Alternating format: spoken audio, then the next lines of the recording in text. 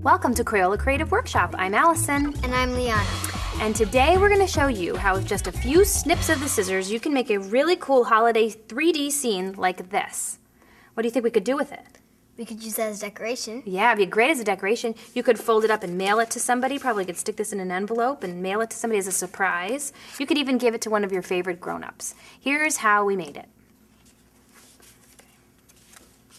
First, we start with a piece of Crayola Neon Color Explosion paper. And what's cool about this paper is that it's got two colors, one on each side, and it's got a lot of colors even just in the package, so you've got a lot of choices. So first we want you to just fold it in half, and it's kind of important that you fold it in half exactly for this.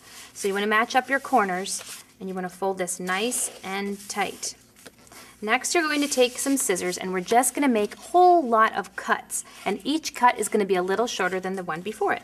So start, I'm saying about this far, maybe 3 finger widths in, and start cutting a straight line about that far away from the edge. That's probably about 2 fingers apart. And now you're ready to cut the next one. Now, you might notice that Liana and I are cutting from the folded edge toward the open edge. And we're cutting another one, and this time we're going to stop a little shorter, like maybe 1 finger shorter than what we did last time. And we're just going to keep on going that same way. Next one, a little shorter.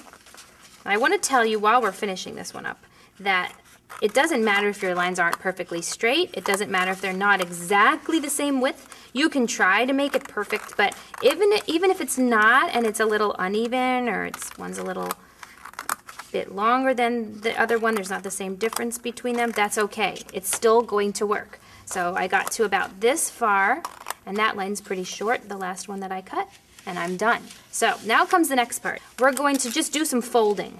Yep. And this is the part where we just fold these little things that we just cut. We fold them all in one direction, press down. Each one gets folded. Press down, and you might notice we're folding them so they're straight, like that. This part is straight. See, that's straight, that's straight, that's straight. They're all parallel. That's the word you would hear in your math class. And that helps so when you open it up and make a 3D scene, it really looks good. And the branches of your tree are all level. Okay, got all mine. And now I'm going to flip it over and I'm going to fold them the other way. This is just going to make it easier for it to pop out. And this side's easier because the fold's already there. So it's just a bunch of flipping. Flipping, flipping, flipping. And the next part's the only part that's just a little challenging, but when I show you how to do it, it's going to look pretty easy. So I did all my folding, and you're finishing up yours.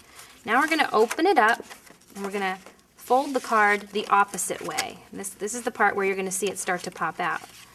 Mine just did it by itself. Okay, now if yours, mine just folded the way it's supposed to by itself. You can see that it stuck out. Now if yours doesn't, it's very simple. We're going to show you, and that's what happened to Liana, and that's okay. So she wants her blue side to pop out, or the orange side? Blue side? Okay. So she wants her blue side to pop out, so that's the side that she's going to close up. But she's got to poke each of these forward. There we go. And close it at the same time. There you go. You might want to sandwich it down and press it hard and smush it. Now open it up and let's see yours. Here's mine. Here's mine. There we go. And now the next step is really the fun part that you could spend as much time on as you want. You can see how fast that went. 1, 2, 3. All we have left to do now is to just design it. So I'll show you how I designed this one. Liana's going to start working on hers, I can tell. She's ready with colors. For this one, we just added lots of squiggly lines, and we actually designed it laying flat, and then we popped it back out again. So I outlined the edges of the tree with my markers. You can draw decorations on it. You can draw pretend lights because they're going to look like they're glowing because they're neon. You can draw little squiggly lines to make it look like it's actually a green branchy tree if you did it on blue or pink. You can even design the wallpaper around the tree. You can make a floor beneath it. You could draw people and pictures of fireplace. Or you could draw a snowy outside scene with the white neon explosion marker. Make snowflakes coming out of the sky and snow on the branches. To make your neon tree scene, you'll need Crayola Neon Color Explosion paper and markers and Crayola scissors.